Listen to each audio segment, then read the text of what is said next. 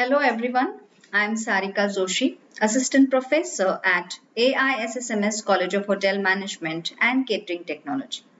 I welcome you back to my YouTube series, and this time it's based on human resource management. A very well known American businesswoman once said, if you take good care of your staff when everything is good, they will rally when times go bad. Today, we are here in the times of pandemic when most of the employees need help and resources to sustain in such difficult situation. With my video based on the human resource management introduction, it is very useful to understand how this human resource management came into existence. Let's have a look at the presentation. The first video based on HR series, the evolution of human resource management. During the ancient times, production of goods was done mainly by the skilled artisans and craftsmen. The employer-employee or the master-servant relationship did not arise in their cases, as most of the time their business was managed by themselves or at the most with the help of some of the family members. Later in the ancient civilization period, slaves comprised an important source of manpower. They could be sold or purchased like commodities. The masters of the slaves took a variety of hard work like carrying heavy loads, construction work, digging canals, etc. And they used to pay the remuneration or the compensation to these laborers for their efforts, which could only comprise of the very basic food, shelter, and clothing. Serfdom was widely prevalent during that era. Serfs were engaged by landlords mainly in agricultural operations or some of the allied activities, and in return, the landlords would usually give them a piece of land for their habitat and some money in return. The concept of human resource goes back to British Industrial Revolution. It was in the 18th century when the evolution of new people management practices began, and it made an important landmark in the history of HR. There was a discovery of new lands, new routes, and as a consequence, the trade flourished leaps and bounds. Rapid industrial revolution took place. Quick and cheap production became the priority of most of the industries, especially factories at that time. These factories later hired thousands of workers because their only motto was to do more and more production with a cheap labor. These factories hired workers who worked for long duty hours, but soon entrepreneurs discovered that the performance and the productivity of these factories depends whether the employees or the laborers are satisfied or not. So to find out, the government then began to intervene or introduce some of the fundamental human rights which would help these laborers to sustain in these factories. The legislation for the Labour Welfare Factories Act 1948 and the Health and Safety at Work Act 1974 came into picture at that time. This was enacted with the prime objective of protecting the workmen employed in these factories against the industrial and the occupational hazards. The Act provided for the health, safety, welfare and other aspects for the workers in these factories.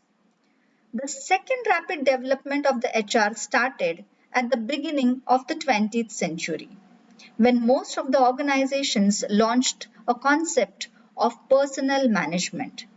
The personnel department had large responsibilities. However, it was still a service department. It was dealing with all the employee related issues and also was responsible for the full compliance with the newly introduced law requirements. Training then came into picture.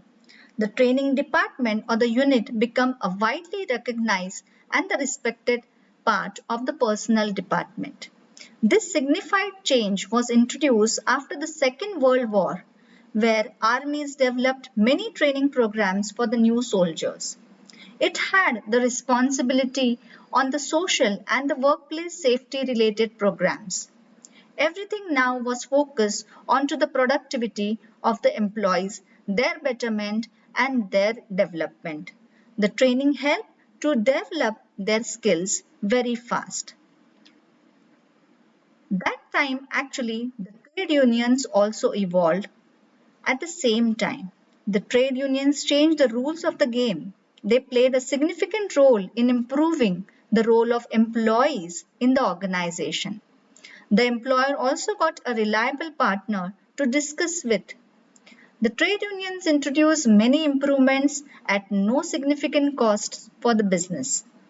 Today, though, trade unions are not as strong as they used to be, but many organizations still benefit or suffer with a strong presence of trade union.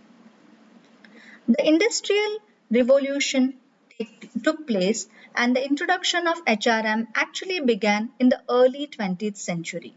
This was known as early HRM or the human resource management. New technology allowed the growth of large multinational companies. That was the moment when globalization came into picture. The personnel department now turned into an human resource department. They started to manage the processes and the procedures around the globalized workforce. The second significant change in the history of human resource management was introduced with the new HR practices. Human resource was now had new rules, new roles, new responsibilities. And as the demand of the companies changed, so changed the role of human resource completely. Now leadership and development became crucial process or the part of any business. That's how new trends came into picture. The new trends also were seen in the hospitality industry. Like any other business, the hospitality industry also realized the fact that employees are the most important asset of the organization.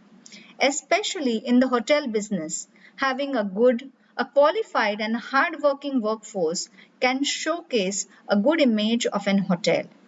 The industry has been described now as a people business. The change in the face of the HRM brought in certain new concepts. One of them was an competitive advantage.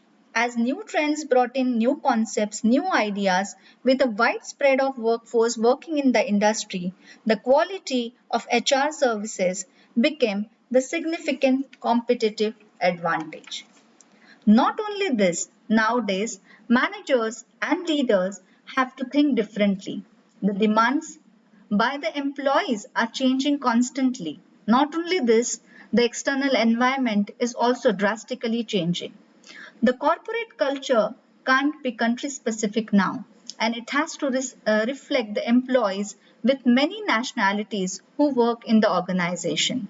The international HR management or the human resource management drives global human resource processes and procedures now.